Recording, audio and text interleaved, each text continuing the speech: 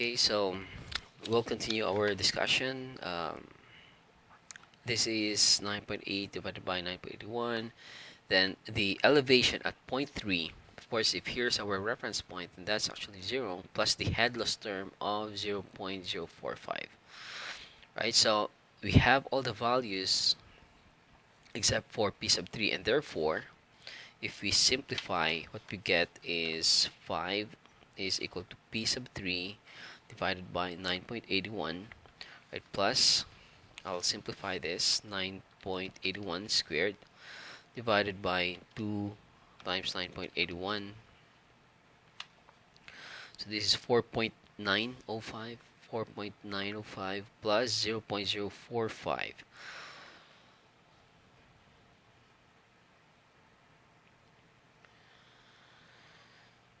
Okay, so 4.905 plus 0.045, we have 4.95, right? So 5 minus 4.95 times 9.81 is equal to p sub 3. P sub 3 is 5 minus answer times 9.81. We have 0.5, sorry, this is kilopascals. Okay, so now let's solve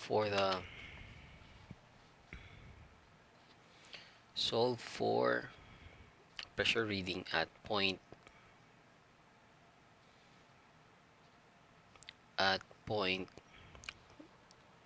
let's say this is point let's say this is point 3 and this is our point 4. Okay, and if you do that, then of course we need also this.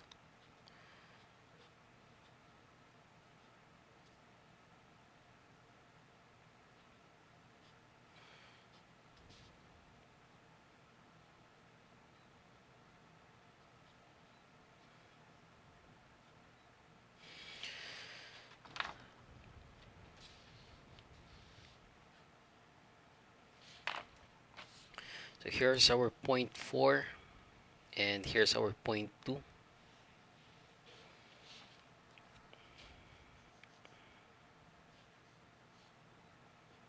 So what's gonna be this distance? You can just assume it's 70.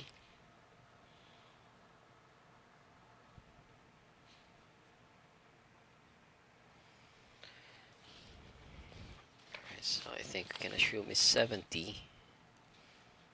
Sorry, 75. So 70 plus 5, so that's going to be 75 meters.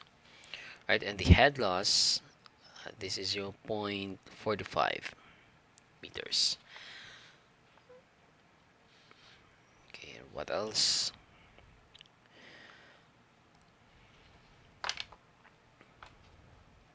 And we will consider this again.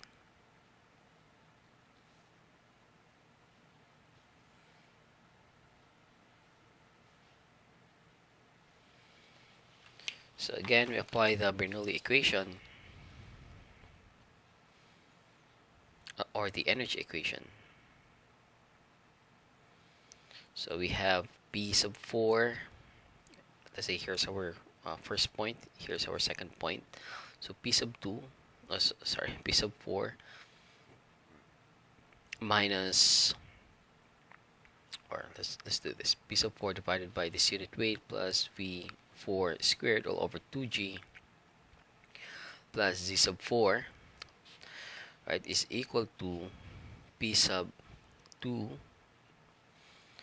plus V sub 2 squared all over 2g plus z sub 2 plus the head loss.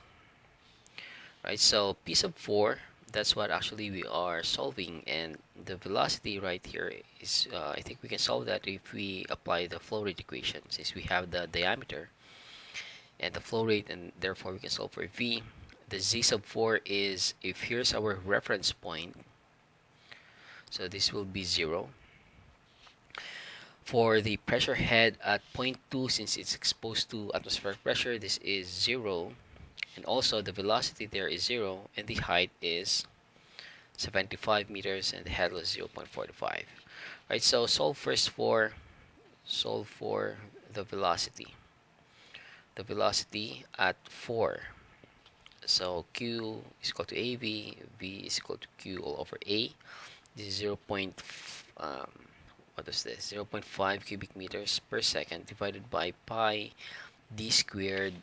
This is 200 by 0.2 squared all over 4. So let's do this. 0.2 squared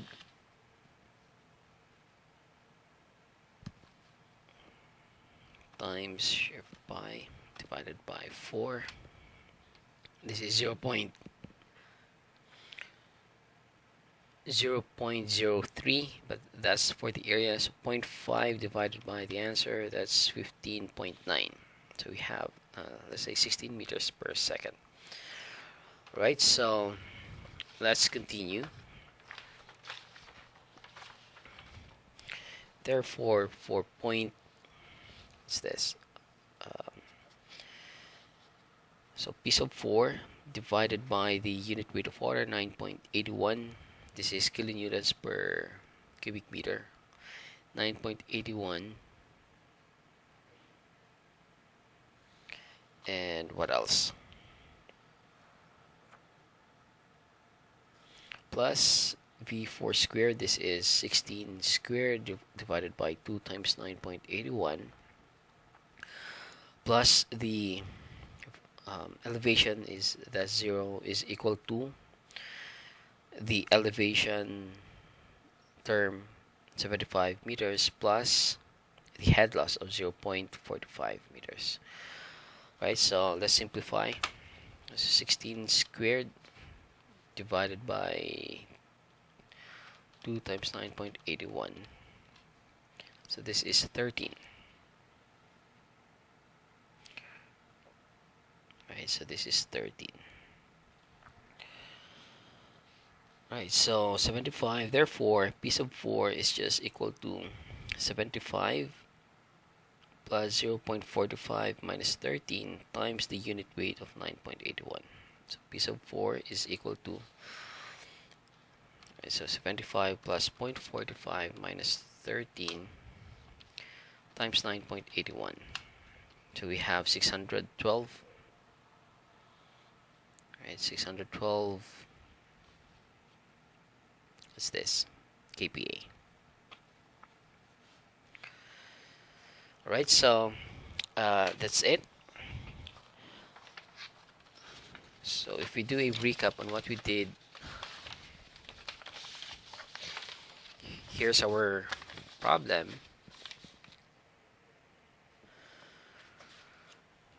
Right, and we are asked to solve for the water horsepower, the brake horsepower, and the power input to drive the motor in kilowatts. And of course, we can only solve this if we have the efficiencies. When we're dealing with power, then the basic power term is the water horsepower. So we can solve that using this equation, Q times the total head. So what we did was to solve first for the total head, and once we've solved the total head, then we apply this equation. Once we have the water horsepower and the efficiency, then we can solve for the brake horsepower. And once we have the brake horsepower and the efficiency, another efficiency, then of course we can solve for the power input. And lastly, to solve for the pressure at, let's say, at the suction side and the discharge side, then we just isolate this portion of the pump system and apply the energy equation. So in applying the energy equation, of course, some terms, especially right here in a large reservoir, or if it's exposed to the atmospheric pressure, then of course there's gonna be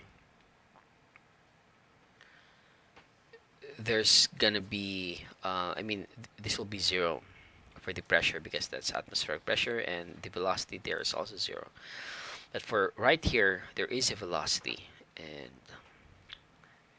anyway, we are given with the diameter of the pipe, so therefore we can solve that. Right, so we apply the energy equation and we can solve for the pressure. And right here, For the discharge side, we also did the same procedure, and we can solve that. We can solve for the pressure. And you notice that the pressure side, the discharge side of the pressure is actually greater than the pressure at the suction side. Alright, so going back to our lecture materials, we are still in the pump fundamentals subsection, and we still have these remaining topics about net positive suction head, or NPSH, and later on about the specific speed. Although we're not going to delve into much details about that, but the idea about this NPSH is that the pump supposedly it's a fluid device or fluid mechanical device for used for liquids. So the suction line right here must be in its liquid form. So in some cases, it's possible that the simply because of the pressure, then if the vapor pressure is reached, then of course there's going to be vaporization of the liquid fluid into its vapor form. So if it's in vapor form, then there's going to be cavitation, and somehow that's going to cause problems for our pumps. So the idea about this net positive suction head is just simply to ensure that the fluid right here in the suction line remains in its liquid form. And of course, we have these equations for that. And the idea also is that it says here that the NPSH is the additional head needed to move the fluid from inlet to the point of cavitation within the pump. Right, so just take note of that, about this concept, about this net positive suction head. Right, another concept is the specific speed, and we also mentioned this in our topic in fans and blowers. Now, specific speed is another parameter that is used in selecting the type of pump for a given application. And it's defined as the rotational speed of a geometrically similar impeller pumping 1.0 gallons per minute, or flow rate, in a flow rate against a head of, or against a unit head. So here's our equation, and also we're not going to delve much to this concept. Okay, so now let's move on to pump loss. Pump loss, just like in our topics about fans and blowers, that we have loss regarding the relationship between various parameters, because we have speed, we have diameters, and also we have flow rate, we have pressure, head, and also the horsepower. So the idea about this fan loss is that if I'm going to change this speed, if I'm gonna speed up the impeller, the rotation of the impeller of the centrifugal pump, then what's going to be the effect to the flow rate, or the head, or this power, when I held this diameter constant? Or if I hold this speed constant and change the diameter, what if I make the pump larger? Then of course that means that there's going to be an effect to our flow rate, to our head, and also the power. So when speed is varied, for example, when I change the speed but I held the diameter constant, then the flow rate is directly proportional to the speed. So that means that if I double the speed, I actually double the flow rate. But for the total head, it actually varies with the square of the speed. So basically just the same as with our fans and blowers. And for the power required, it varies with the cube of the speed. So that means that if I double this speed, of course I get a double flow rate, but I get 4 times this head, and also I get a higher power requirement. So that's raised to the 3. So 2 times 2 times 2, that's going to be 8. Alright, so what about if I held the speed constant and change the diameter? So if that's the case, then here's the equation. So basically it's just the same. We just replace the diameter with the speed. So in terms of flow rate, if I double the diameter, I actually double the flow rate. If I double the diameter, I get 4 times the head requirement, and for the power requirement, it's gonna be cube of the impeller diameter. All right, so I think let's do a sample problem regarding this. So right here, here's our third sample problem, and it says that determine the performance of a centrifugal pump with an initial flow of 150 gallons per minute at an initial head of 120 feet and initial power input of 5 brake horsepower. The impeller diameter is changed from 9.5 inches to 8.0 inches. Right, so for the solution, let's just write down the conditions. Write down the conditions. So initial condition says we have a Q of Q1 is equal to 150, and for H1, that's our head, is equal to 120 feet, and for our power, that's P sub 1 is 5 bhp, brake horsepower.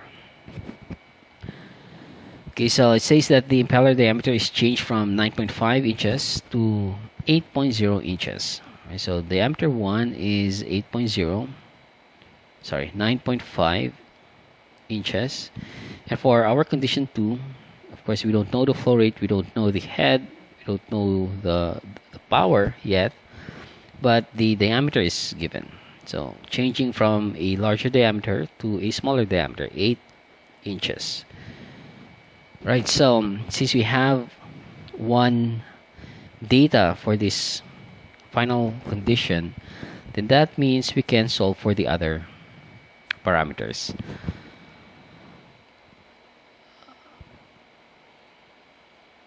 Right, so let's solve for the 3.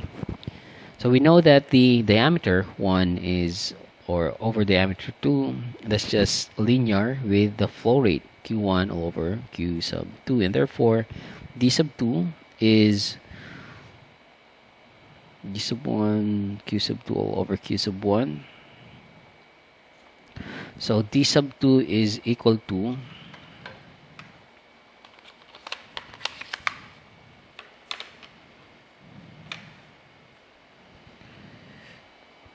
what's this?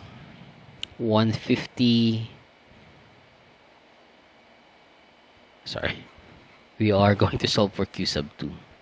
Right, so Q sub 2 is equal to Q sub 1 times D sub 2 all over D sub 1. Right, so Q is 150 and our D sub 2 is 8 and the D sub 1 is 9.5. So Q sub 2 is equal to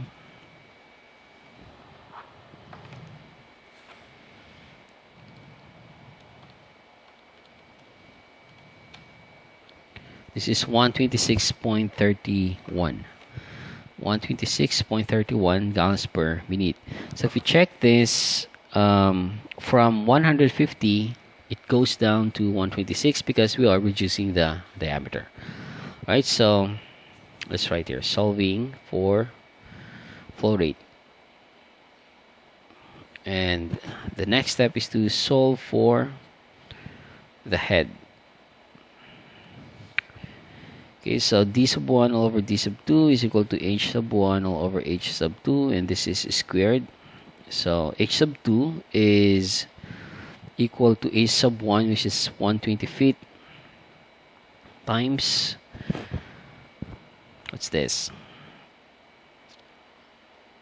D sub 2 all over D sub 1 squared, or let's write here, right? D sub 1 all over D sub 2 squared. Right, so 120 divided by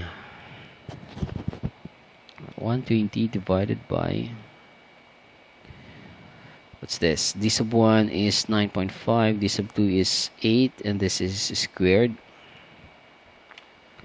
So H sub 2 is 85.1 feet. right? So 85.1 from 120, right? So next is solve for the power requirement.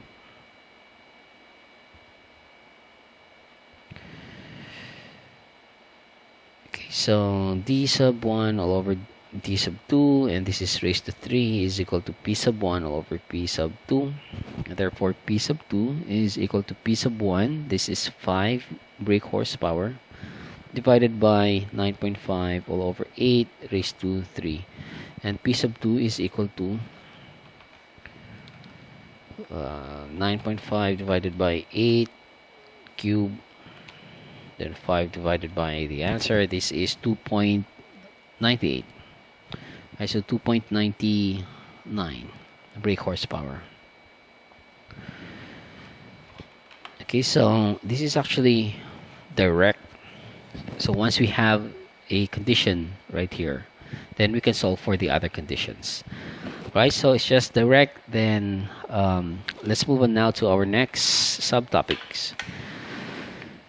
Okay, so going back again to our lecture materials, we are now in this pump performance curves. So when I say pump performance curves, it's basically a graphical representation of the performance of a specific pump.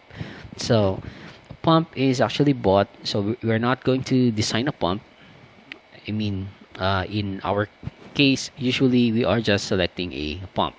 So a pump is bought with a capacity already. So the capacity of the pump can be actually found in a manufacturer's catalogs or in the nameplate of the pump. So right here in the nameplate, you can see that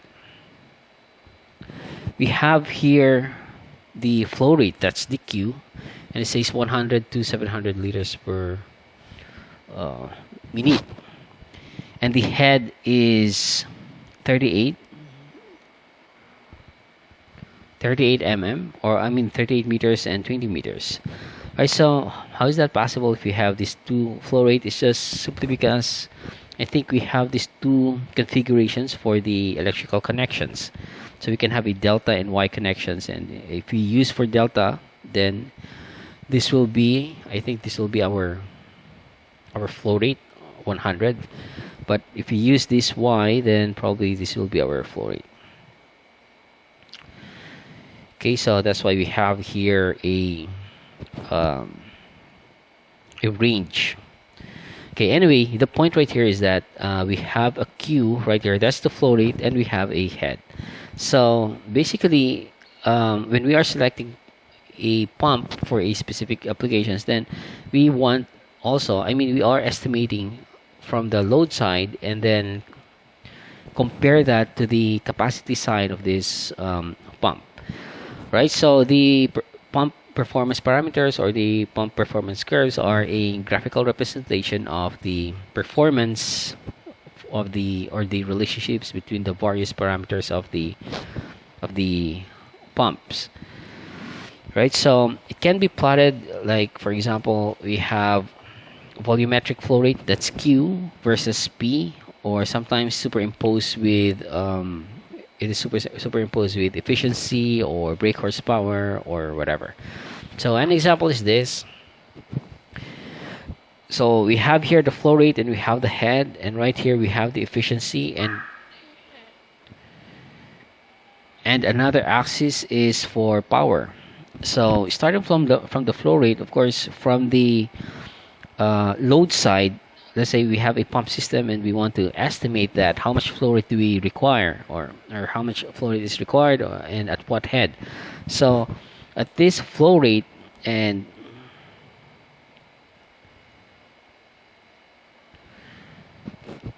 then what's going to be the capacity, right? So we project a line vertical, and then to this curve, head curve, then project to the axis where the for the value of the head, right? So in this case, the head is right here on the left, so project here, and then you can actually obtain your head right here.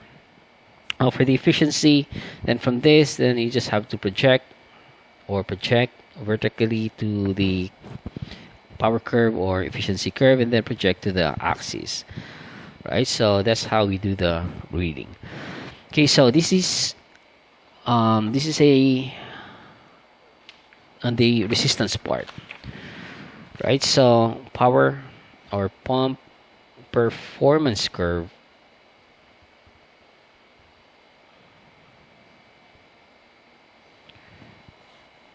So this is the capacity or capacity side. But another one, of course, we need to compare this capacity to the load side. So the load side will be the system resistance curve, right? So another curve would be the system resistance curve. So the term system basically refers to the external physical installation to which the pump is to be installed. So for example, if I have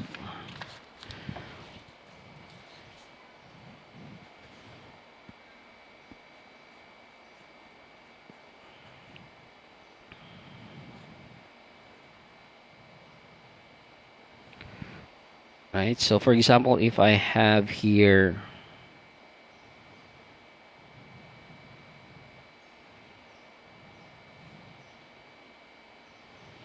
let's say I want to transport the fluid or the liquid from this tank to this tank, and let's say I have these check valves, gate valves, and all that, and filters, elbows.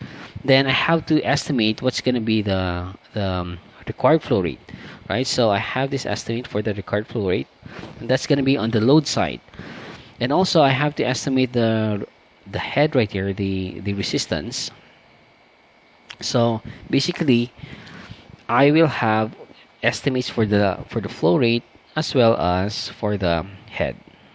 All right, so and then we want to compare this to the capacity side of the pump. So from the nameplate or the manufacturer's catalog, then we just have to select the flow rate and also the head. I mean, it would be as much as possible close to this, right? So if we make this as a curve, then what we get is something like this. Right, so here's our system resistance curve, and here's our pump performance curve. Right, so the system resistance curve, right here we have the flow rate, and we have here the total head. So in the resistance curve, if you notice that this resistance curve is actually shifted from this one to that one, and that's because of the from this point to that point, that's what we call the total static head. And this one, right, this one to this, that's going to be our total dynamic head, right? So why did I select this point? It's because the intersection between the two curves, that's going to be our operating point, right? So total static head, and right here is our total dynamic head. All right, so that's how we do the selection for the pumps. And of course, we still have to consider other factors and all that.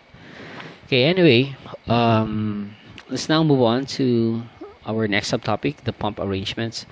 So this pump arrangements is basically what it says is that if I connect the pumps in series, then what's going to be the effect to the flow rate and to the pressure.